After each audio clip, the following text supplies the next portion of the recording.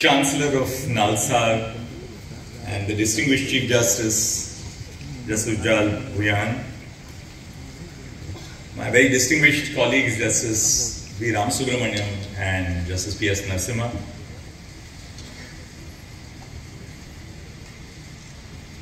the Vice Chancellor, former Vice Chancellor, Chairperson of the Bar Council of India, distinguished members of the faculty, graduating students, and their families and friends. Right from the moment that I entered the campus this morning, I could sense a feeling of joy among everyone present today. I know that this joy is not only about your own graduation, it is also about sharing the combined achievements of your classmates and of reliving the memories of your campus life as you reconnect with the faculty and the staff of the university. Dear students, as you are at the cusp of your legal career, I cannot help but feel a sense of nostalgia for my own law school graduation. Years ago, I too sat like you sit today, eager to embark on a life of service to the law and to the people whom the law serves. In convocation addresses, it is generally expected that the visiting speaker shares words of wisdom with the graduating students. But I belong to a different school of thought, perhaps radical. I believe that students gather their own wisdom while embarking upon their journey in law school and later in their careers. Hence, I will share a few of my own thoughts today, only with the intention that they may benefit the younger ones in shaping their own journey. I may have spent a few more seasons, which is reflected in the growing grey hair on my hair, conceived today by the convocation cap. I do believe that you have something which I didn't have at my command when I was at your stage of life, which is access to information and knowledge, which technology has brought you. But what do you say on an occasion like this? And I thought I'd begin with a little couplet from Mirza Ghalib, which I was reading on the aircraft on my way to Hyderabad yesterday. And he says, "Chalta hoon thodi dur har ek tez raw ke saath. Chalta hoon thodi dur har ek tez raw ke saath. Pehchanta nahi hoon abhi rahabar ko main." And what does that mean? He says, I go along some distance with every swift walker. I go along some distance with every swift walker, but I do not yet recognize the guide. So I have, over the last several decades of my work in the profession, walked with so many swift walkers, but I am still in the process of locating the guide. As you chart a new course of your life, do remember everyone who directly and indirectly contributed to your journey. While we think of universities, we generally think of the faculty and the students. But a university also runs because of the labor of the support staff and the workers. Woohoo!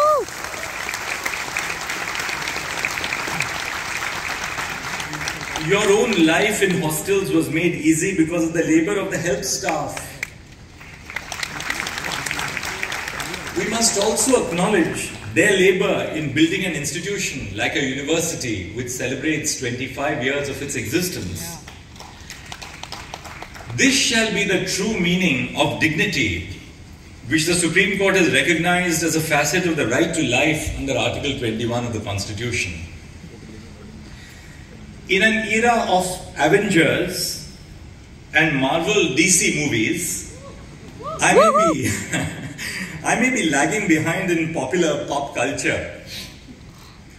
However, I've always believed that movies or any art form have a significant impact on our thinking. Sometimes a line in a book might remain in our mind throughout our lives. So as you graduate, do not let your creative side fade away. In our profession, creativity has led to landmark constitutional judgments. Your life as a lawyer is also enriched by your own explorations outside the law. In my own life, I made it a habit to read literature other than law textbooks, and I can share that it has helped me in my career, firstly as a lawyer and then as a judge. As a Chief Justice, I often revert to what Atticus Finch, the protagonist in Harper Lee's classic To Kill a Mockingbird, said, and I quote him, "But there is one way in this country in which all men are created equal. There is one human institution that makes a pauper the equal of a Rockefeller, the stupid man the equal of an Einstein, and the ignorant man the equal of any college president. That institution, gentlemen, is a court. Our courts have their faults, as does any human institution.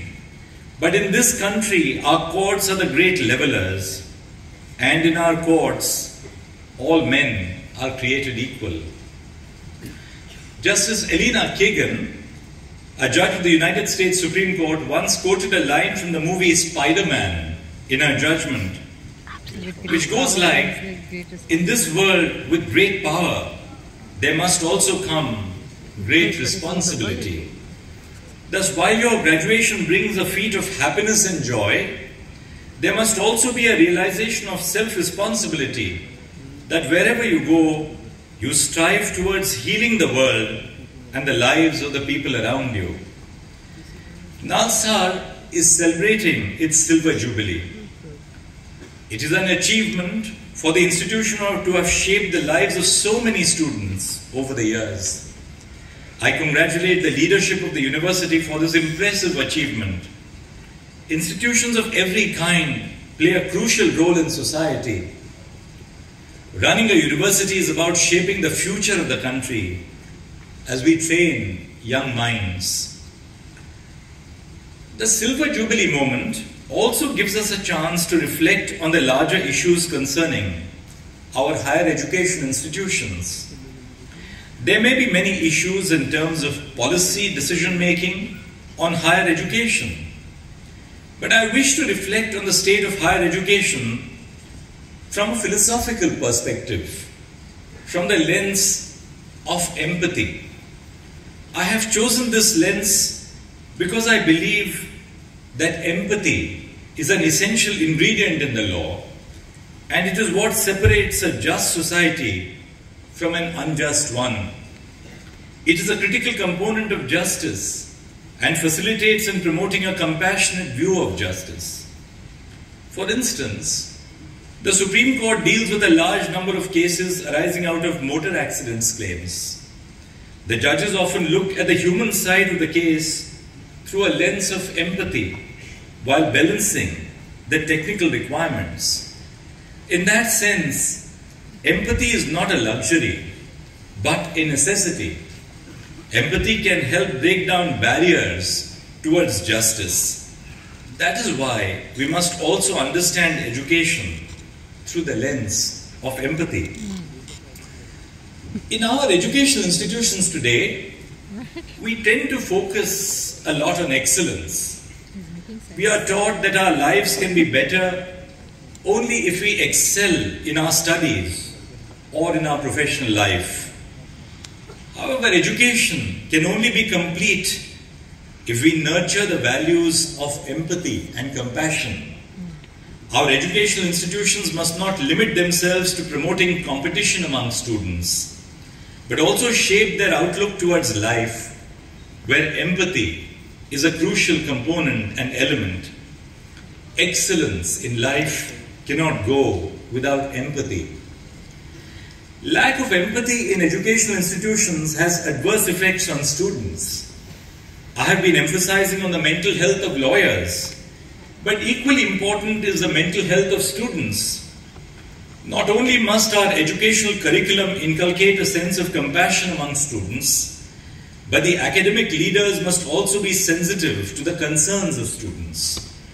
When students leave their home, it becomes the responsibility of educational institutions to establish a bond of institutional friendship with students. We must also realize that different students face different challenges. Only recently, I read about the suicide of a Dalit student at IIT Mumbai, IIT Bombay. It reminded me about the suicide of an Adivasi student in National Law University, Orissa last year. My heart goes out to the family members of these students. But I have also been wondering where our institutions are going wrong, that the students are forced to give up their precious lives in these instances. Incidents of suicide of students from marginalized communities are becoming common. These numbers are not just statistics. They are stories sometimes of centuries of struggle. I believe that if we wish to address this issue, the first step is to acknowledge and recognize the problem. Professor Sukhdev Thorat, one of our senior educationists in the country, has noted that if almost all those who have died by suicide, in particularly situations like Dalits and Adivasis, then it shows a pattern which we must question. In our journey of 75 years since independence, we have been focused on creating institutions of eminence. But more than that, we need institutions of empathy, a term I read in a news article. Some of you may be wondering why the Chief Justice of India is speaking on this issue. Well, because I think the issue of discrimination is directly linked with the lack of empathy in educational institutions. Furthermore, judges cannot shy away from social realities. Instances of judicial dialogues are common across the globe. When the Black Lives Matter movement emerged in the United States after the murder of George Floyd, all 9 judges on the Washington Supreme Court, the highest court in the state of Washington in the United States, released a joint statement addressed to the judiciary and the legal community on the degradation and devaluation of black lives in the United States. Harvard Law School professor Michael Klarman notes that history tends to forget the equally groundbreaking work that several civil rights lawyers did outside the courtroom in educating the black community about their rights under the Constitution. In similar ways, judges in India have a crucial role in making a dialogue with the society inside and outside the courtrooms to push for social change. As Chief Justice, apart from my core judicial work, which I take very seriously, and administrative duties, my effort is also to throw light on the structural issues which confront our society. Therefore, promoting empathy must be the first step which education institutions ought to take. Nurturing empathy can end the culture of eliteness and exclusion.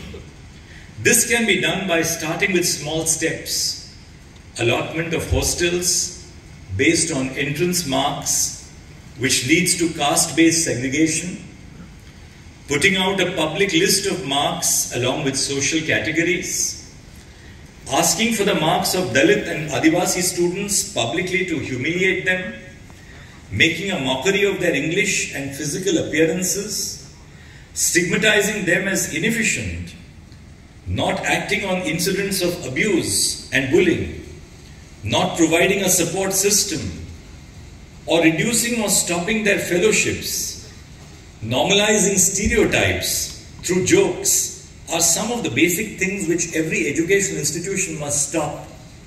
In other words, practicing empathy is not just a personal attribute, but it requires institutional change. Institutional change in every walk of life, within and outside the judiciary, including in our educational institutions. In that sense, I believe that empathy can allow us to reflect on the state of legal education in a much broader way. When we approach the law with empathy, we recognize that the people who come before us in the legal system are not just names on a docket or numbers in a statistic. They are real people with real lives and real struggles of life. We understand that their circumstances and experiences may be different from our own, and we try to see the world from their perspective and eyes. That such an understanding should be at the foundation of legal education was the idea behind the creation of national law universities. It was to promote an interdisciplinary learning based on a clinical education model which would allow human interaction with the study of law. To what extent we have succeeded is the foremost question today. In my view, the experiment with NLUs was to create accessible institutions focused on quality legal education and not to create elite institutions. However, the NLUs have been struggling to be accessible to a wide section of society. Concerns are continuously raised about the entrance exam pattern of NLUs, which acts as an access barrier for students not well acquainted with English. Furthermore, any efforts taken in revitalizing the entrance examination would be futile if the internal structures in law universities are not conducive for students coming from non-metropolitan or marginalized backgrounds. Along with this, the financial barriers are also serious. The law universities and governments need to work together to ensure financial accessibility. I would also take the opportunity to highlight that the idea behind the creation of NLUs was not to leave behind traditional law universities or central universities. A majority of judges on the bench, including the bench of the Supreme Court, are a product of what we now think of as traditional universities. Therefore, the outlook of legal education must be to improve the quality of law colleges across the country and not just a few institutions. The sense of entitlement that NLUs are better than other institutions leads to unnecessary wastage of energy. Instead, NLUs should be the leaders in the field of legal education, which could help other smaller law colleges grow academically. NLUs ought not to work in a field of isolation. Law students studying in LLUs must not look down upon their counterparts from other law schools. After all, the legal profession is such that we are constantly learning and teaching each other. The clinical legal model of education would be realized only when we are able to involve law students directly with the legal aid services. In other countries, law students guided by clinical faculty work on real-life cases. This not only provides exposure, but also inculcates a sense of responsibility among them. Our law schools also need to think in this way. Academic leaders, bar council representatives, and members of the bar and judiciary need to sit together and reflect on the state of clinical legal education in India. It is by reshaping our legal education model that we will be able to make empathy a core value of our legal system.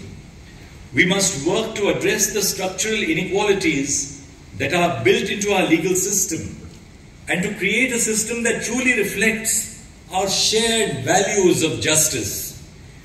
I am aware of the fact that a fresh law graduate stepping into the profession faces many challenges, from getting into the chambers of good officers, the tendency of established lawyers and law officers to pay off meager salaries, even lower than the minimum wages, extremely high fees for registration for state bar councils, to name a few.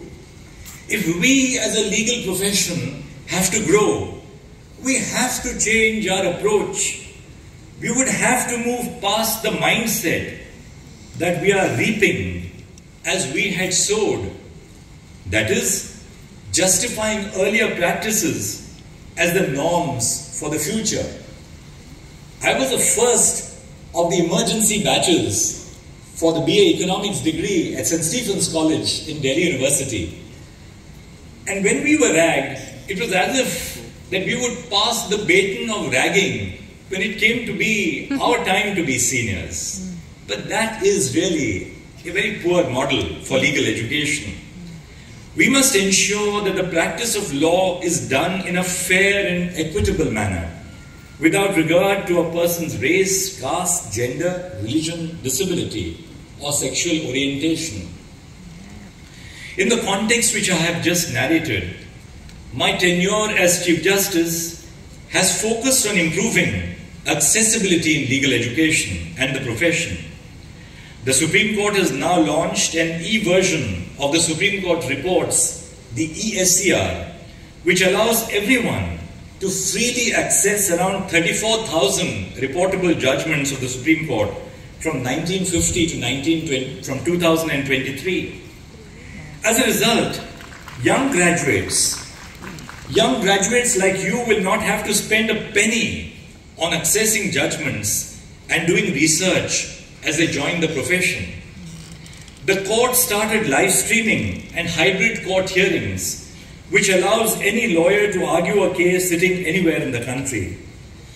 This has addressed the concern that only a few lawyers were able to reach the Supreme Court. During the pandemic, a number of women lawyers were able to actively participate in court proceedings. In one such court proceeding, as we were hearing a young woman lawyer, there was a voice of a baby which straddled across the stream. The young lawyer was very apologetic when she said, "I'm so sorry for this disruption." So I said, this shows us truly that we are an inclusive profession. And this is not something which judges. This is not something which judges should grudge. Because this is our effort to ensure that young women who fulfill multifold roles in society are able to access the profession on an equal platform.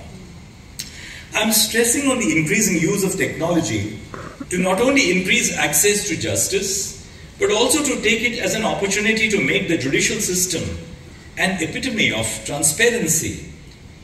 With this goal in mind, most recently, we have started auto-transcription of court proceedings by employing artificial intelligence, AI, and high-tech tools. By doing this, our court can become the court of record in its fullest sense. The record of conversations between the bench and the bar shall act as an important medium of education, where students can learn about the art of arguing and what type of questions to expect from the bench. In that way, legal education can become more practice-oriented. But let me make things very, very clear. Just as the Supreme Court, and I believe all high courts, become high-tech, the purpose of our going high-tech is not to set us apart from the community. The purpose of technology is to ensure that our work continues as it always has been, at the center stage of society, deeply associated and cognizant of real life of our citizens on a day-to-day basis. I've also been emphasizing upon diversity and inclusion.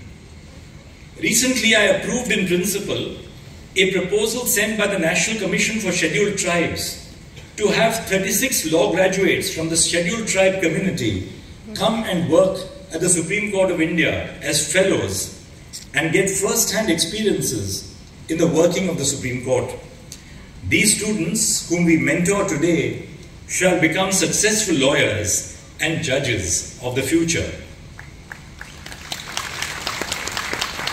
Furthermore, to ensure that technological developments in courts do not leave behind persons with disabilities, I have constituted a committee on accessibility, which is headed by Justice Ravindra Bhatt, and is doing an accessibility audit of the Supreme Court premises and functioning. Based on their report, we will be making efforts to ensure that courts become disabled friendly. Wonderful. Amazing.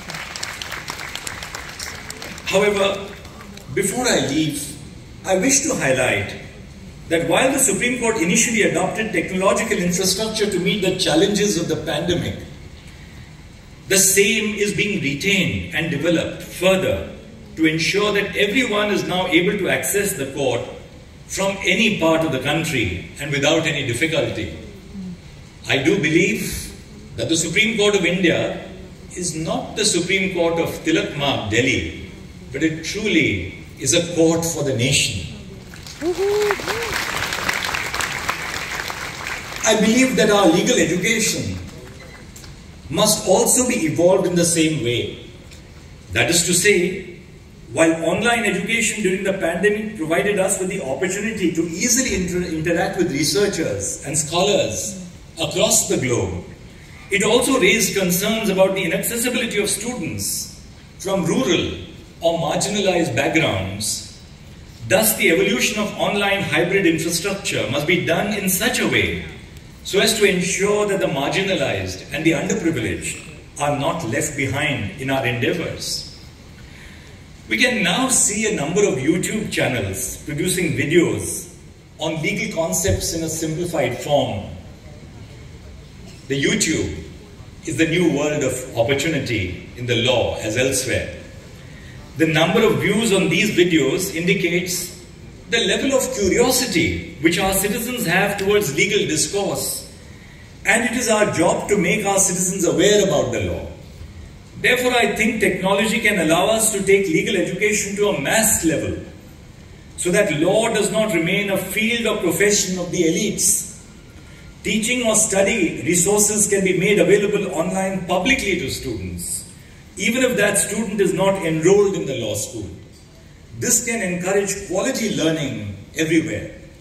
And therefore, I would beseech NALSAR, as indeed all the other national law schools, to ensure that the videos of the kind of quality legal education which you provide to your own students do not become a shared monopoly of your students alone, but are disseminated across the nation. Well said. So that education in that sense becomes a sort of democratization and the breaking down of feudal and patriarchal structures in our society.